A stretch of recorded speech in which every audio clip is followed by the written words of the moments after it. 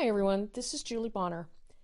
In this series of videos, my idea is that I'm going to take accounts that you would typically see in a chart of accounts, and I'm going to walk through how each one of those would translate into word problems. So hopefully what can happen is that through listening to and watching this video, you'll be able to understand, for example, how revenue accounts work, what types of word problems and what phrases might be used to indicate that you would need to use the revenue account, and just help to reinforce certain ideas about that particular account.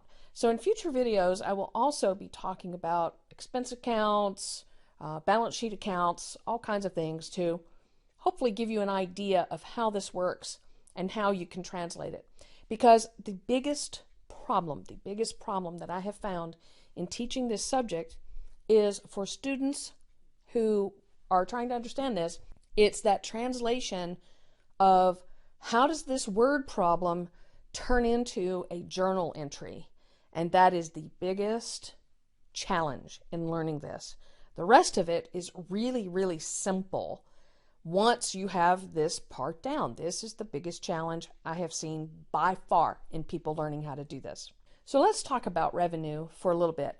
Revenue, essentially, is the fact that your company has sold something. It has sold a product, it has sold a service, or it has sold a combination of a product and a service.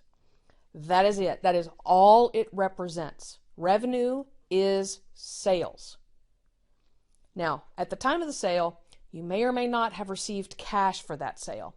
And we will be talking about that when we start talking about cash, the cash account, or the accounts receivable account. We will not be talking about that in this video in particular, but we will talk about that later. And remember this is very, very, very important. You will see sometimes word problems that will have a gift card or a gift certificate or something like that. It's basically a promise to provide product and or services sometime in the future.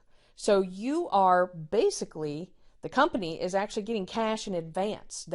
You haven't actually bought anything yet. That little gift card is nothing more than a promise to provide you product in the future. So when I walk into a Starbucks store, my lovely gift card is a promise that they will exchange for me.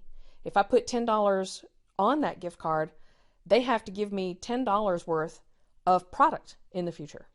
So I may go in and reload my card today, but it might be 2 weeks from now that I go in and actually buy a coffee drink or whatever it is that I may buy.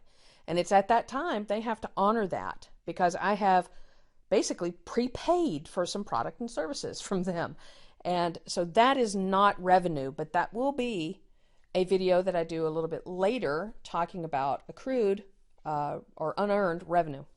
Now, just to reinforce a few things that we have kind of talked about in other videos, but just as a reminder, revenue has a normal balance of a credit. So anytime we do have a sale, meaning we have sold product to a customer, we've sold services to a customer, we are going to credit revenue. That's the rule. Now, if you look at any company's revenue accounts, and they could have multiple ones, they could have hundreds of them. If you look into a revenue account, probably 95% or 99% of the transactions that hit that account will be credit entries because, companies sell product all the time. When you think about a retail store, all those sales that ring up every few minutes or every few hours, all of those go into a revenue account somewhere. And if there's anything else that's in a revenue account, it might be some adjustments or corrections, maybe some like direct JEs that an accountant might do to fix something that maybe is wrong in the account or something like that. But predominantly, all you will see are credit entries going into that. So at the end of the month, when all of the transactions are added up, the resulting balance will be a credit balance. Now, when you see a word problem, you will know that you should use revenue when you see phrases like Company X sold $5,000 worth of product. That word sold is your key. Or XYZ customer bought a website from your company for $10,000. The fact that the customer bought something from you, that is your clue that you'll be using revenue. Now, you may see a problem where a customer bought a gift certificate or bought a gift card, and remember, that is not revenue yet because the actual product or service has not been exchanged yet for that cash. And usually, sales discounts, returns, things like that are handled by what's called contra accounts. And I will talk about those also in later videos because those are specific accounts that would be in your chart of accounts. So I hope this helps.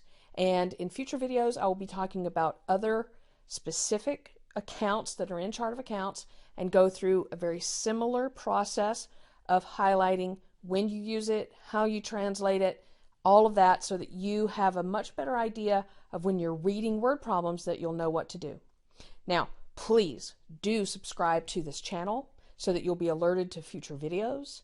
And please leave comments or questions. It's very important for me to know how these are working for you and if there are other ideas that I need to turn into videos. All right, I will see you in a future video.